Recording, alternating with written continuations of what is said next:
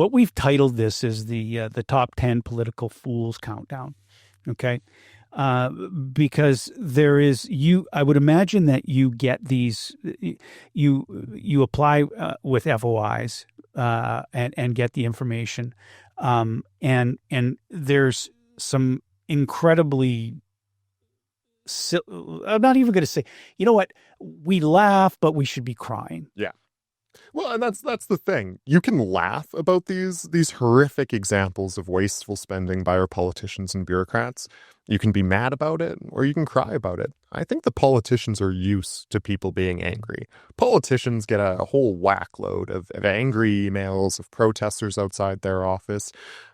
What they're less used to dealing with is being mocked. I mean, having people laugh at them. A lot of these politicians like to take themselves very, very seriously. You know, they tight ties and acting like they're the most important folks in the world. And they're just not used to people laughing at them and making fun of them. So if you want to get under your politician's skin, folks, hey, I think laughing at them is one of the best ways of doing that. Having said that, let's start the countdown. Let's dive in. We're going to start with, let's start with number 10. All right, so my number 10 on my list of political fools is a gentleman by the name of Jerry Dobrovolny.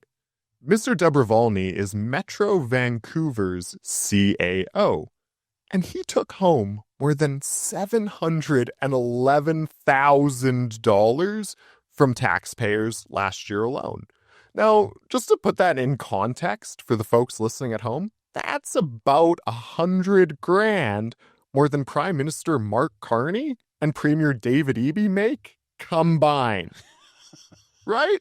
Like, this is mind-boggling amounts of money for a bureaucrat, for a civil servant. So what is his job? Yeah. What's his job? So he's CAO of Metro Vancouver. CAO. Chief Administrative Officer, I believe. So he's sort of the head honcho of the bureaucrats at Metro Vancouver.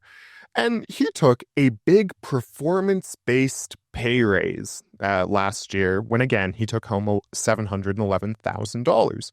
Well, let's dive into Mr. Dobrovolny's performance here that earned him this outrageous, eye-wateringly large salary. He's overseeing projects like the North Shore Wastewater Treatment Plant.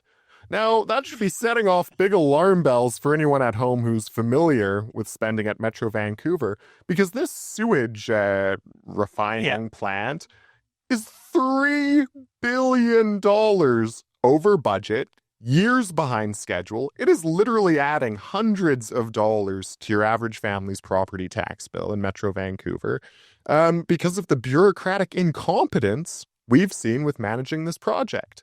Look, if I submitted a project to my boss that was $3 billion over budget and years behind schedule, I'd get a pink slip faster than you can snap your fingers.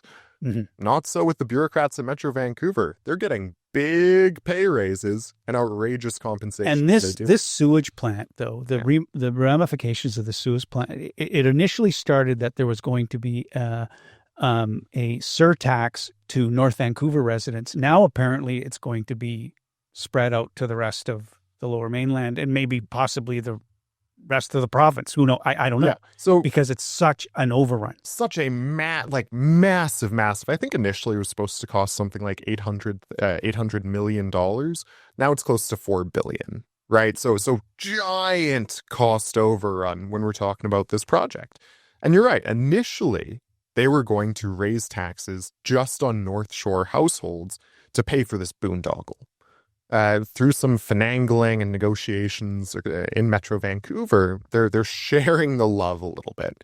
So folks across the region are going to see hundreds of dollars of higher property taxes to pay for this boondoggle that Mr. Dobrovolny is overseeing.